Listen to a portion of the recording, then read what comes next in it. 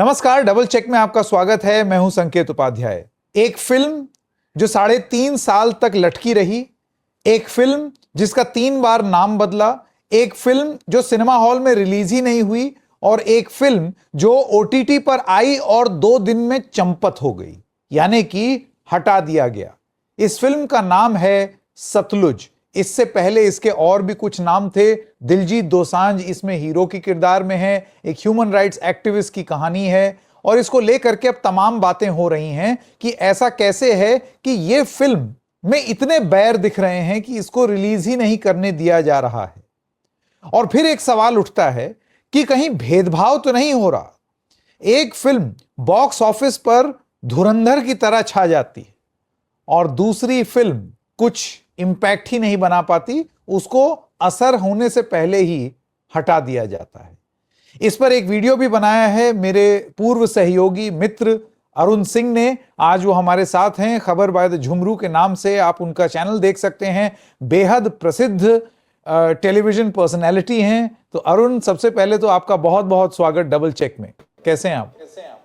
बहुत बढ़िया, बहुत बहुत शुक्रिया। You are very generous in your introduction Sanket, बहुत बहुत शुक्रिया उसके लिए। और मैं बहुत ज़्यादा प्रभावित होता हूँ जो भी आप काम करते हैं इस चैनल पर डबल चेक पर, उसके लिए बहुत बहुत बधाई। और बहुत कमाल का और ऑफ कोर्स इंस्पायरिंग काम कर रहे हैं। नो, मुझे कहने की ज़रूरत नहीं है, यू ऑलरेडी नो दिस।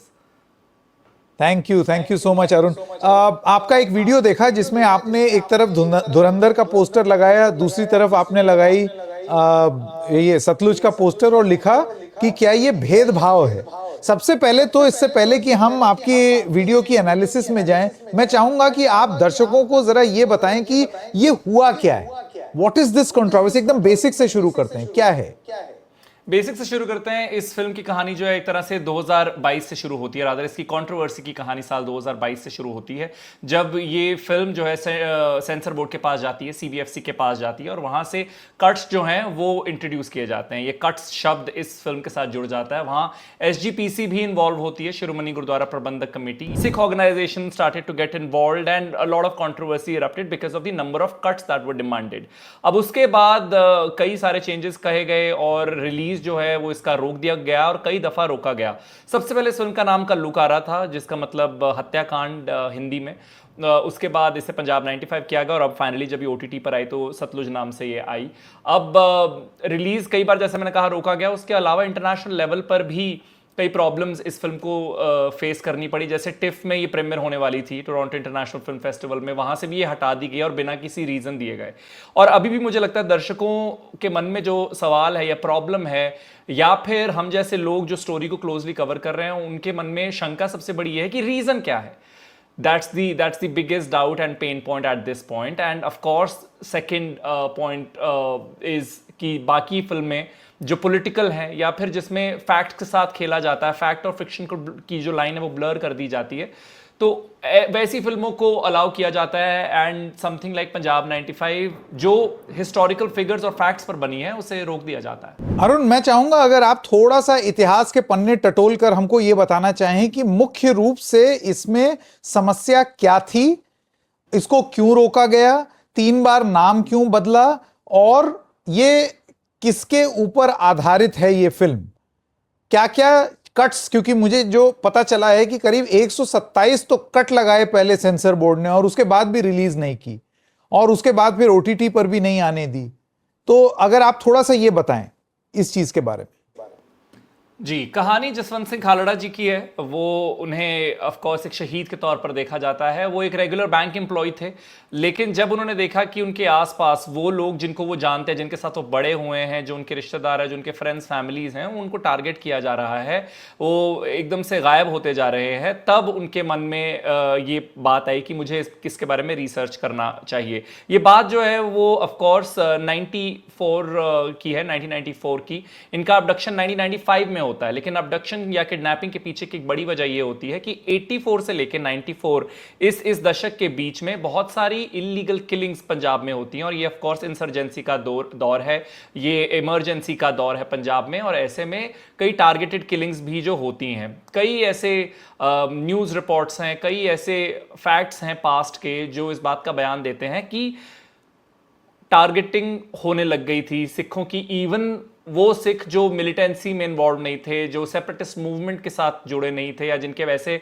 बयान नहीं थे, ख्याल नहीं थे, आम सिखों को टारगेट किया जाने लगा। तो जसवंत सिंह खालड़ा जी ने ये ऑब्जर्व किया कि इलीगल कई किलिंग्स हो रही हैं। सो 25,000 इलीगल किलिंग्स को उन्होंने अनअर्थ किया। This was a huge number and it created a global storm as well, so much so that he was also invited to Canadian Parliament। वो वहाँ जाकर भी उन्होंने अपने जो thoughts है वो रखे थे, वहाँ जाकर भी उन्होंने speech दी थी। तो it became quite a big issue which became a pain point for authorities, and that is when randomly on one day in September 1995 he was abducted, जब अपने घर के बाहर अपनी गाड़ी को धो रहे थे। सो ये मेजर कहानी है, but of course it exposes brutal killings by state and authorities.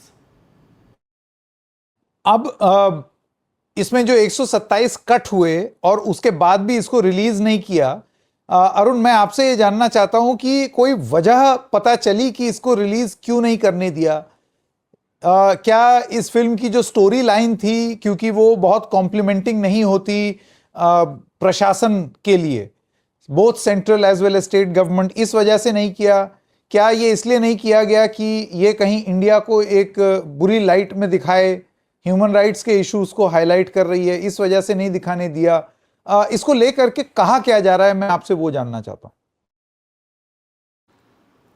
तो संकेत, आप भी जानते हैं कि जब भी कोई ऐसी कंट्रोवर्सी होती है, जब भी कोई ऐसा बैन होता है, तो एक ही टेक्स्ट बुक फॉलो की जाती है और एक ही रीज़न दिया जाता है, सिक्योरिटी रीजंस। तो वो भी जो वो सिक्योरिटी रीजंस भी जो है वो बताए जाते हैं एज पर सोर्सेज। तो कोई भी अथॉरिटी या कोई भी ऐसी कंसर्न पार्टी जो है वो बाहर आके रीज़न नहीं बताती। तो इस बार भी इसमें भी वही स्टोरी जो है वो फॉलो की गई है, विच इज़ कि पहले हटा दिया जाता है इस फिल्म को। Z5 ने कहा in light of the current developments. ना that's as generic as it gets, मतलब उसमें कोई डिटेल नहीं है कि हुआ क्या, किसने उन्हें कहा, क्या कोई केस फाइल किया गया है, क्या कोई उन्हें ऑफिशियल कंप्लेंट आई है, कि उनके पास कोई थ्रेट आया, क्या सरकार की तरफ से उन्हें रिक्वेस्ट आई है। तो ऐसा कोई क्लैरिटी टिल डेट Z5 या इस प्लेटफॉर्म ने नहीं दी है। और मैं ये भी समझता हूँ, ये भी मानता हूँ कि उनकी भी अपनी कुछ कॉम्प्लिकेशंस या रिजर्वेशंस हो सकती हैं। लेकिन बहुत सारे न्यूज़ आर्टिकल्स ने सोर्सेज को कोट करते हुए कहा है कि authorities cited unspecified security concerns. तो वो ये वजह है। बट मुझे लगता है कि एट दिस पॉइंट अगर एक क्लैरिटी मिल जाए कि आखिरकार वो वजह है, वो रीज़न है क्या। और जब कट्स की जब हम बात कर रहे थे संकेत, तो उसमें जो कट्स भी थे वो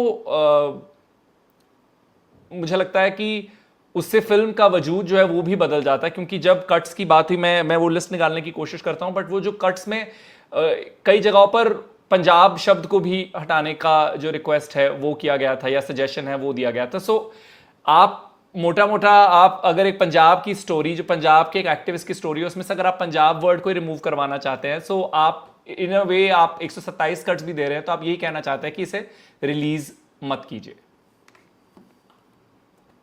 अरुण मैं आपसे ये जानना चाहता हूं कि चलिए ये तो हो गया फिल्म के रिलीज को लेकर के, नेशनल सिक्योरिटी बोल दिया गया है और स्पेसिफिक्स नहीं दिए गए हैं। क्या ये कहना, ये असेसमेंट सही होगा कि हमारे पास अभी तक आधिकारिक रूप से कुछ स्पेसिफिक्स नहीं है कि आपको मुख्य रूप से इससे आपत्ति क्या है? क्योंकि अगर ये नेशनल सिक्योरिटी या सिक्योरिटी कंसर्न बोल करके, तो आप फिर कुछ भी कर सकते हैं। स्पेसिफिक्स बताने होंगे ना कि किस सिक्योरिटी कैसे कॉम्प्रोमाइज हो रही थी। ऑल्सो मुझे लगता है कि अगर बात हो इंटरनेशनल ऑर्गेनाइजेशंस को नेम करने की, या फिर हमारे देश में अगर जो सो कॉल्ड इलीगल गतिविधियां होती हैं उनको एक्सपोज करने की, तो उस सब का तो मेंशन धुरंधर में भी था। How was that not a security concern back then? और अगर अभी भी इसमें हम बात कर रहे हैं इस फिल्म के बारे में भी, तो मुझे लगता है कि CBFC का भी हाथ इसमें नहीं हो सकता, क्योंकि OTT उनके परव्यू में आता ही नहीं है। तो वो भी एक क्वेश्चन है। तो मुझे लगता है एक वो जो डाउट है उसकी वजह से ये कंट्रोवर्सी और ज्यादा बढ़ गई है। But in a way this has worked for the film globally. इस फिल्म में मैं कुछ देख रहा था, कुछ 300% का जो जंप है वो Z5 ने देखा है। So that has worked for the film in a way globally. Of course India में बहुत सारे लोगों के व्हाट्सएप पर एक फाइल सर्कुलेट की जा रही है, एंड Z5 ने अगेन उस पर भी यही बात कही है कि पायरेसी को बढ़ावा ना दें। दिलजीत ने अपने लाइव में इंटरेस्टिंग लिखा था कि मुझे पता था कि ये होना है, बट मुझे लगता है आप लोगों ने अब तक डाउनलोड कर ली होगी और अब इस फिल्म को कोई नहीं रोक सकता है। सॉ रील टुडे, किसी सैलों ने अपनी वो रील डाली एंड दे आर दो वीडियो है उनके सैलों की, जहां पर एक बड़ी स्क्रीन पर इस फिल्म को उन्होंने पूरे दिन के लिए रन करके रखा हुआ है। So that has started emerging from Punjab. मतलब पंजाब में, अब जाहिर सी बात है, जब वो हिंदुस्तान की जियोग्राफिकल बाउंड्री में नहीं है और अगर विदेश में है तो फिर पायरेसी को वो जन्म देगी। वो किसी ना किसी तरीके से घूम फिर करके वापस आएगी और इसमें आधिकारिक रूप से लाइसेंस्ड जो लोग हैं उनको फायदा नहीं पहुंचेगा। वो अलग अलग तरीके से लोगों तक जरूर पहुंचेगा और उसको लेकर के क्यूरियोसिटी बनेगी, जो अच्छा तरीका नहीं है कोई भी फिल्म देखने का।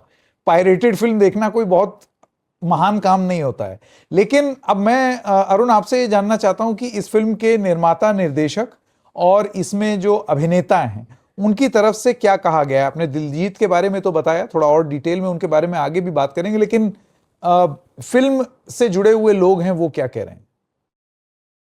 तो इस फिल्म को हनी त्रेहान ने डायरेक्ट किया है और जब से ये रिमूवल हुआ है उसके बाद से उनका कोई ऐसे पब्लिक बयान नहीं आया है। हाँ, on his social media he is been accepting collab request from multiple creators और making videos about the film, पर एज सच उनका कोई अलग से स्टेटमेंट फिलहाल निकल कर नहीं आया। दिलजीत अपने लाइव्स के लिए जाने जाते हैं, उनकी लाइव्स जो हैं, जो इंस्टाग्राम पे वो लाइव्स करते हैं, वो अक्सर हेडलाइंस बटोरते हैं। तो उन्होंने पिछले कुछ दिनों में मल्टीपल लाइव्स किए। सबसे पहले उन्होंने एक लाइव किया था जिसमें उन्होंने टीज किया था कि एक बड़ी चीज मैं आपको कल बताने वाला हूं। That was I think done on Thursday and that is where he had teased a big announcement coming up and immediately, बिना किसी प्रमोशन के, बिना किसी ट्रेलर रिलीज के, उन्होंने एकदम से ये बॉम्ब ड्रॉप किया, विच इज कि Z5 पर ये फिल्म जो है वो डाल दी गई है।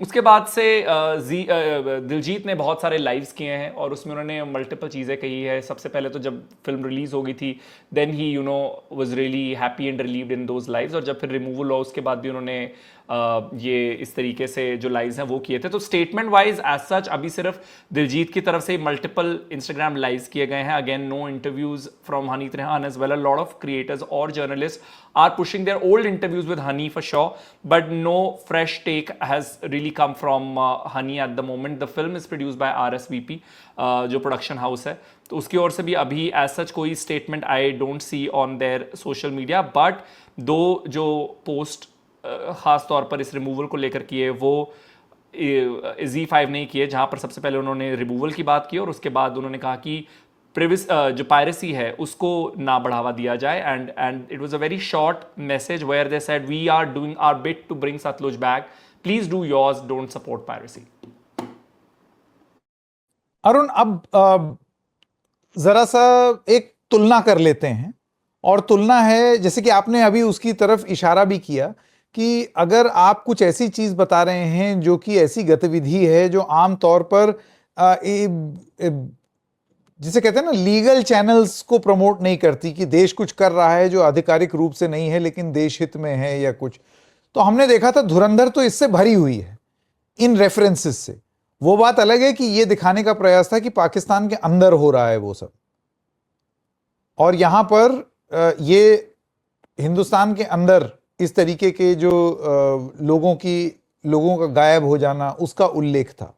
आपको लगता है कि स्टेट क्या कर रहा है और स्टेट क्या करते हुए दिखना चाहता है या दिखाना चाहता है सिनेमा में, उसको लेकर के एक भेदभाव दिख रहा है कि एक फिल्म का तो महिमा मंडन हुआ, सरकार ने उसको ऑलमोस्ट, मतलब आप ये समझ लीजिए कि एक एपिक का दर्जा दे दिया, और दूसरी फिल्म आप रिलीज ही नहीं होने दे रहे।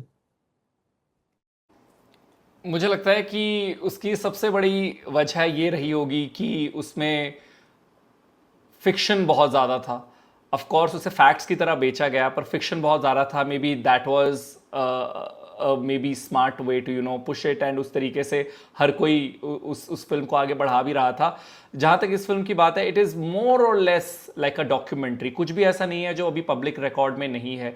मतलब 2005 में जो पुलिस ऑफिसर्स इन्वॉल्व थे इस केस में, जिन्होंने उन्हें अबडक्ट किया था, उन्हें सज़ा भी 2005 में सुनाई गई थी। उसके बाद उन्हें लाइफ इम्प्रिजनमेंट भी दी गई थी, जिसे अपहोल्ड किया सुप्रीम कोर्ट ऑफ इंडिया ने।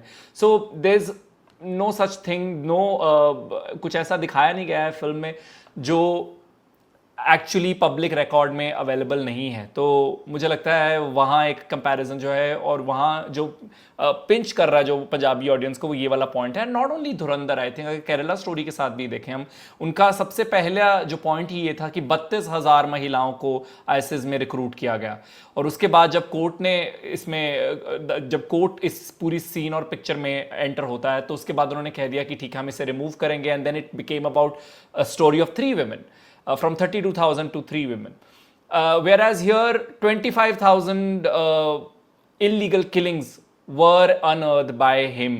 And that is exactly what is shown in the film. And एक scene भी है, again no spoiler here, but जब उन्हें actually मारा जाता है film में भी, and then the person who's killed him, he says 25,000 एक. So because the entire film he's trying to count those 25,000 illegal killings, and he becomes 25,000 first. So that's, I think, the problem, which is it's very close to reality. The I think saving grace for Dhurandhar was that it was promoted as a fiction. So that maybe was a good way to push it. हाँ, लेकिन मतलब वो क्या है कि fiction के imagination के लिए आपने कुछ छोड़ा नहीं, क्योंकि रेफरेंसेस बड़े रियल थे। उसमें IC-814 भी था, उसमें 2611 भी था, उसमें नोटबंदी भी, उसमें मतलब वो फर्स्ट पार्ट और सेकंड पार्ट में वो सारे स्टोरीज थे, यानी कि एक नैरेटिव था बहुत क्लियरली। और मैं प्रोपेगेंडा और नैरेटिव को बुरा नहीं मानता।